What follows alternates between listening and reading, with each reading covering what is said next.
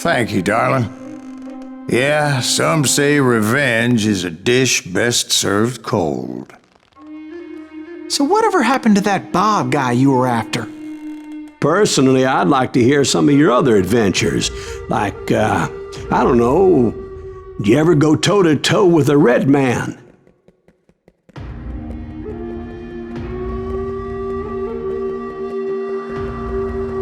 Yes, I did, Ben. I remember once I was after this renegade Apache, Grey Wolf. Strangely enough, revenge was also his primary motivation.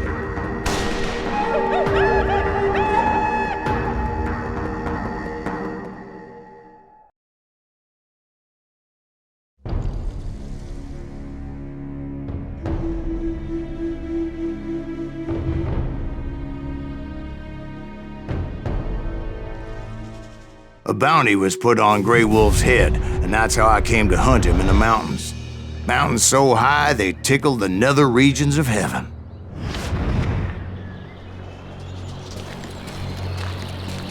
Grey Wolf was a Chiricahua Apache medicine man who had led a war party in revenge for a massacre against his people. The U.S. Army had attacked his tribe during his daughter's sacred sunrise ceremony, and the slaughter was unspeakable. I understood his anger, as there's nothing more traumatic than seeing those you love die in a cruel and painful death.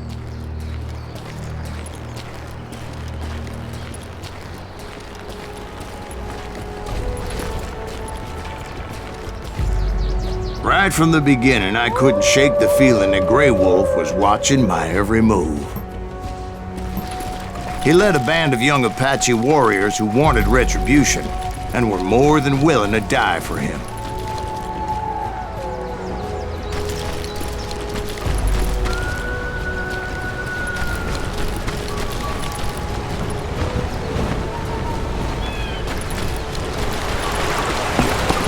They saw me before I saw them.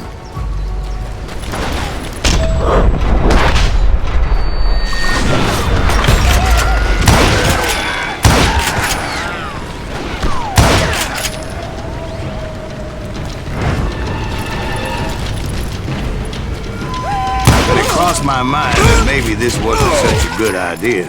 But now that the shooting has started, there was no backing down.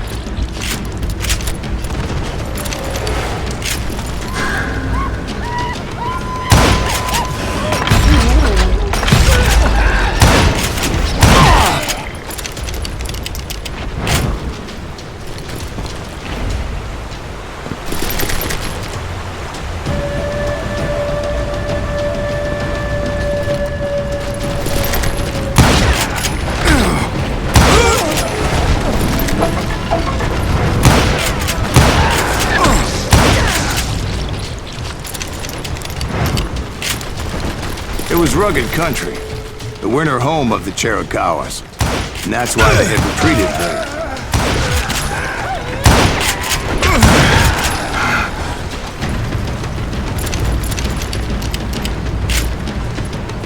I admit to having some regrets about going after them the way I did. But then again, I've got a lot of those.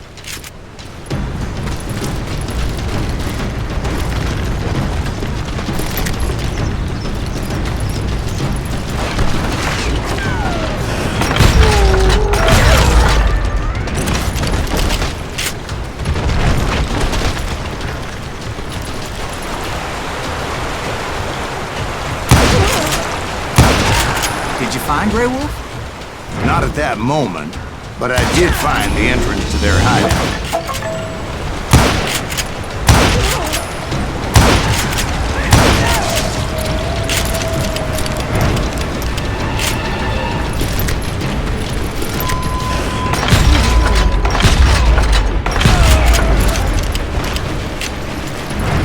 A deep crevice that led to a deeper cave. Don't tell me you went in there. Yeah, but it's not out of bravery so much as pure, angry cussedness.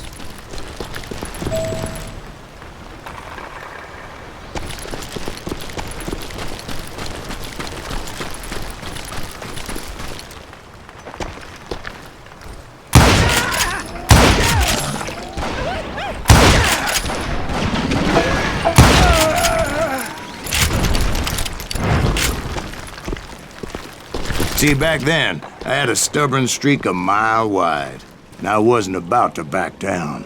So it was like pitch black in there? Actually, it was pretty well lit, as they had torches on the walls.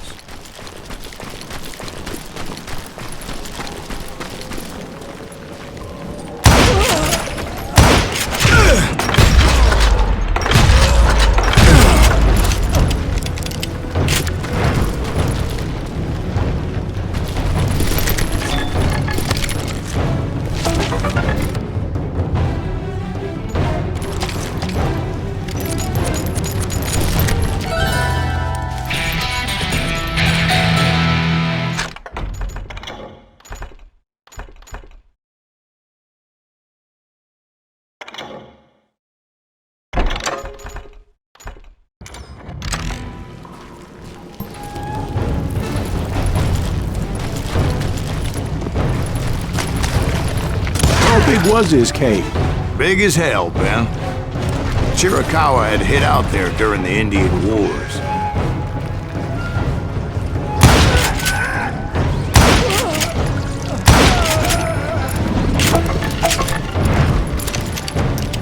They thought it was haunted with the ghosts of those murdered by the horse soldiers. The cave was haunted with dead Indian ghosts?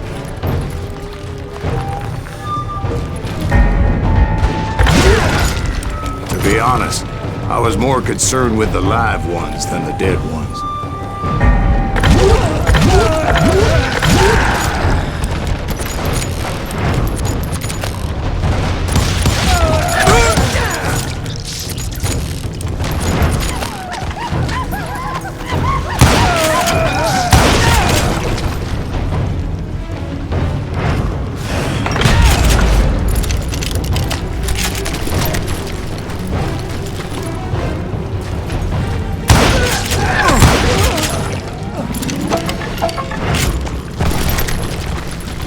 How come you know so much about engines? A few years back, I was married to two Mescalero women. At the same time? Yeah, they were sisters. Polygyny is traditional among the Mescalero. So what happened? Oh, I had to get out of there. Those girls never shut up. Both of them nagging at me all the time. Drove me half crazy. Haven't seen them since. No, I mean, what happened with Grey Wolf? I came upon this flooded grotto, and that's when I saw him. He came to me unarmed and unafraid. His voice echoed in the shadows. And I sensed he meant me no harm. You carry great darkness in your heart, and if you do not release it, it will claim your soul. The sound of his voice put some kind of ancient Indian spell on me. As his story unfolded in my mind, You will come to this place again and kill many more men, and the darkness will grow until it consumes everything that you are. The soul would have no rainbow if the eye had no tears. he said I was a great warrior, a coyote man, unequaled by any other pale-faced warrior, or something like that. The snakes will bite shadows of your past until a venom poisons your heart, and an echo of the song of the dead summons the spirits deep from within the mountains. I didn't quite get what he was saying, but there was definitely snakes. And indeed, his warriors surrounded me and attacked me like hungry wolverines. They couldn't stop me, though, and Grey Wolf wasn't in the mood for idle talk.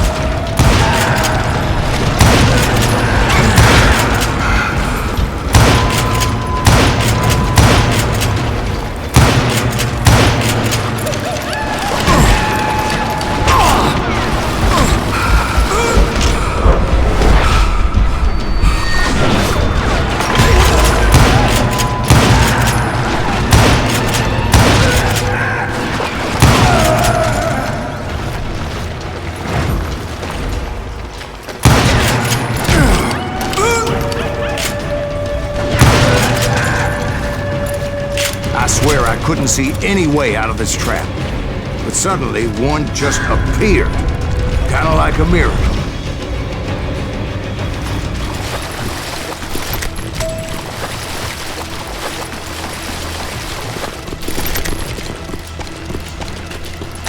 I felt like I would be lost in that damn cave forever. Finally, I found myself back outside, perched on the edge of a precipice, overlooking a thundering whitewater river. To get where I was going required several leaps of faith, but no way in hell I was turning back. I chased after him, determined to make him explain the meaning of all that mumbo-jumbo. Mumbo-jumbo is right. Are you making this all up as you go? A few details may be fuzzy, brother, but I am relating exactly what happened to me. There were dozens of Apache warriors aiming at me from on high. Dozens? Well, maybe not dozens, but there was a lot of them. At least 3 or 4. Well, more than that, little lady.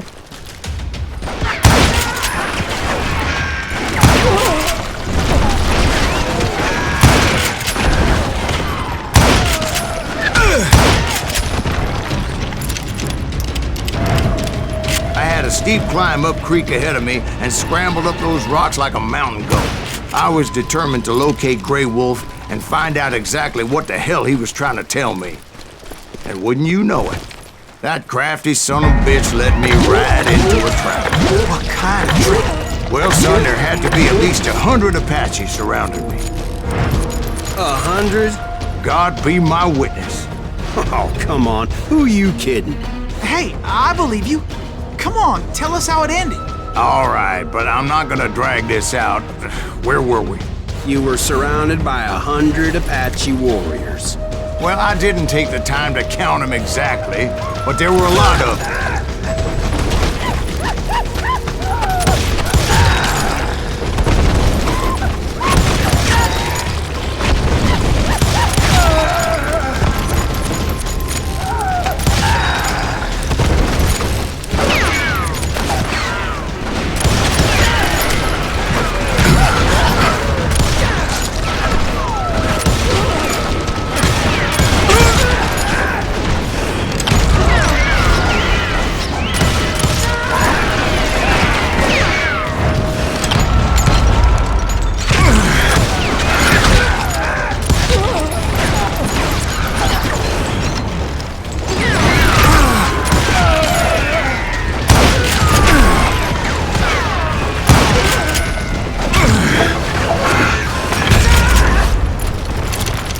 And in the end, a path appeared before me that I had not seen before.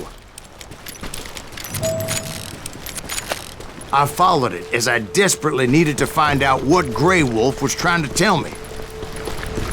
But it was like that son of a bitch disappeared into thin air.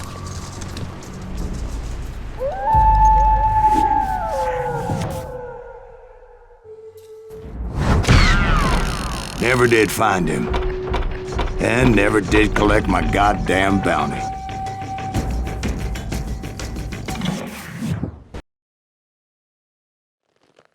Thank you, darling. It's interesting how the truth can sometimes seem might malleable, depending upon your point of view. Like how those dime novels make you out to be something you're not? Jack, don't be starting trouble. No, he's right. They do tend to exaggerate. Did they exaggerate your part in taking down the Daltons? Well, I was there in the flesh, boy, so I saw what happened firsthand.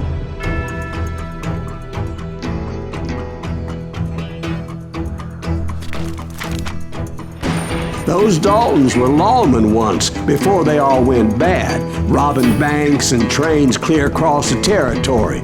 Until Coffeeville, of course. I was one of the citizens who took up arms that day. Fighting on the side of the riot? I did my best, sir. We all did.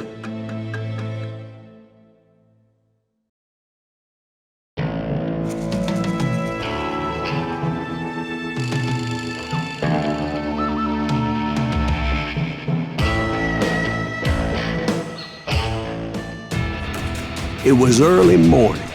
One of my friends was a local gunsmith, and he handed out firearms to anybody who'd take one. You see, the Daltons got it in their heads to rob 2 banks at the same time. 2 banks on the same damn street. story was Bob Dalton's girl was always writing him about how he had no ambition. Oh, you're nobody next to Jesse James, she'd say. Finally, the bastard took his brothers to Coffeyville just to shut her up. Wow, it's all the woman's fault.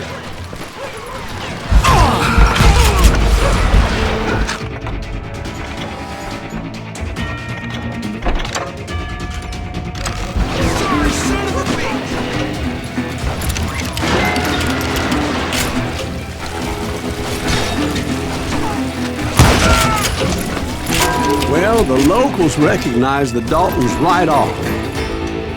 Before they could get away, half the town took up arms to defend their property.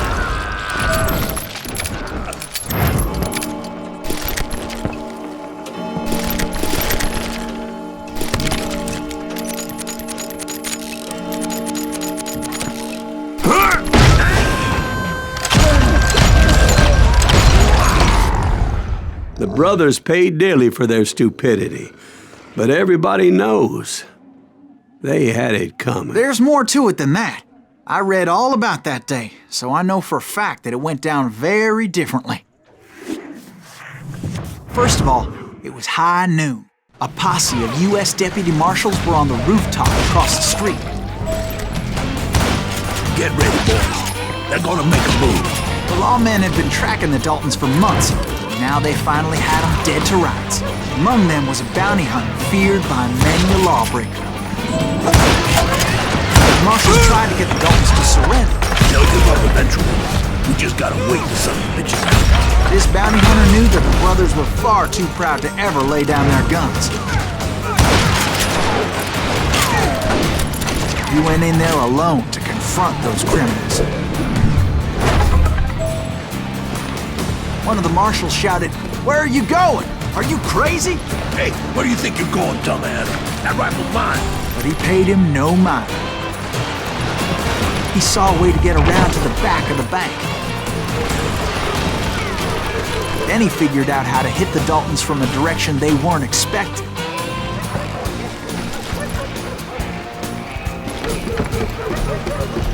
From above.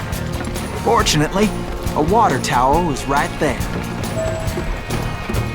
A moment later, he was climbing up a steep ladder, laughing at danger as he did.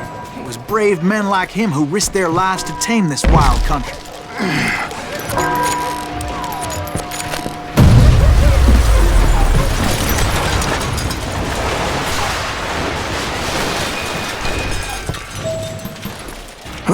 We've got company. Heroic men like him, who did what other men couldn't or wouldn't to make this country free. Like Jim Boone, that Silas Davy Greaves? Crockett, Son of died a defending the bitch! Alamo.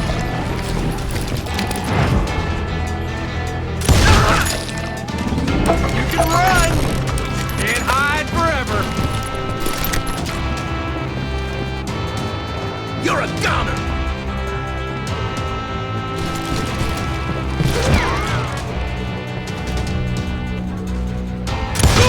Now you're really pissing me off! I ain't backing down.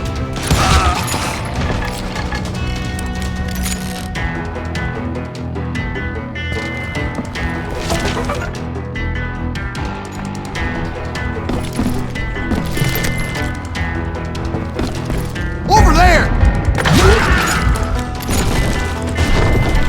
That's Silas Greaves. What the hell? Blam! Blam!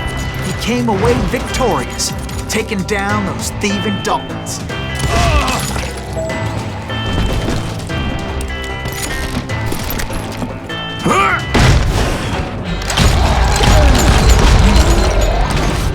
His name was Silas Greaves, and when the dust finally settled, he was the last man standing. Sorry, kid, but that just wasn't the way it happened.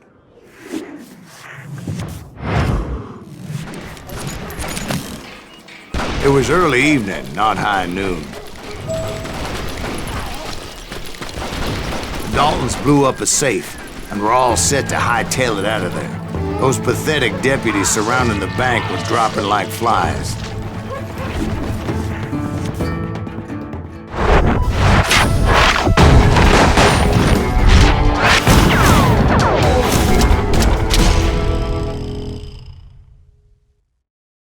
I had been tracking those jokers for months, waiting for them to do something reckless.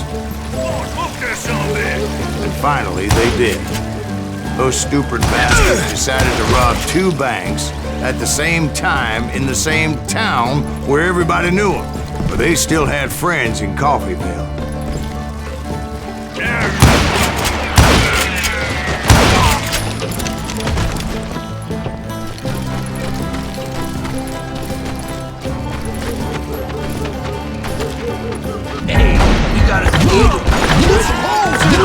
Those friends came after me like a pack of wild dogs, tooth and nail. They were coming at me from all directions. I caught sight of the Daltons running with the money and didn't want to lose them. Problem was, they knew the town better than I did. And to top it off, I found myself in the middle of another shootout entirely. Did the Daltons hole up in somebody's house? No, it was the Smiths, I believe. They were cousins of the Daltons, and they were shooting at the Browns, who were shooting at the Daltons, which wasn't any surprise, because those 2 families have been feuding forever. And since the Joneses are related to the Browns, they shot at the Smiths, pissing off the Heimhoffers, whose daughter recently married a Smith. Well, bullets were flying every which way as all the old feuds in Kansas caught fire all at once. There was a hell of a lot of pissed off people in Coffeyville that day. But that's just the way life is sometimes. Shit happens.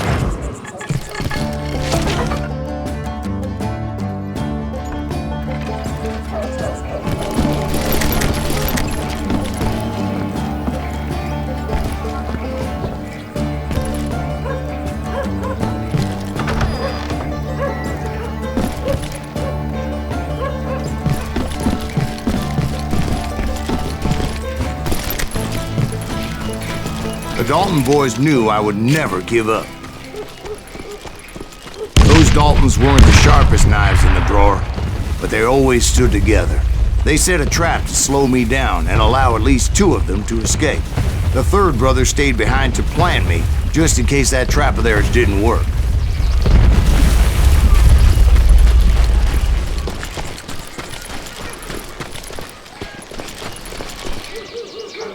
It was Emmett, the youngest, and he decided to stand his ground and face me down. I ain't afraid of you, Silas Greaves. This is where it ends for you. He was determined to protect his brothers. And I understood how he felt. Taking me on all by his lonesome wasn't exactly a recipe for a long life.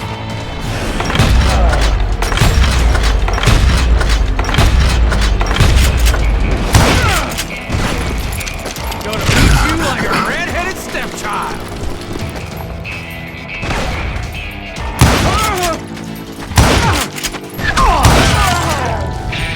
But Emmett Dalton survived the robbery in Coffeyville. He's the only Dalton who did.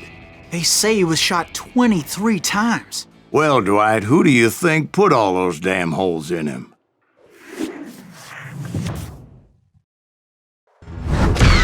But I have to admit, that boy had grit.